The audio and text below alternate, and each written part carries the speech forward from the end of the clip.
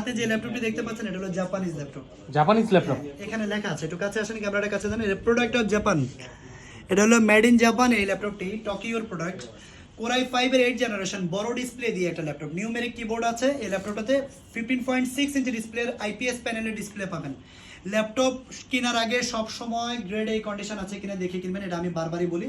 দেখেন একদম ফ্রেশ লুকে আছে, টোটালি কোনো টাচ আপ হয়নি, টোটালি কোনো স্ক্র্যাচ নাই। কোরাই 5 এর 8 generation, 8 GB RAM, 256 GB SSD, 15.6 inch display দিয়ে G6 মডেলটা, জাপানিজ ল্যাপটপটা নিতে পারবেন আমাদের কাছ থেকে অনলি 31,000 হলে কিন্তু নিতে পারবেন। 31,000 টাকা নিতে পারবেন।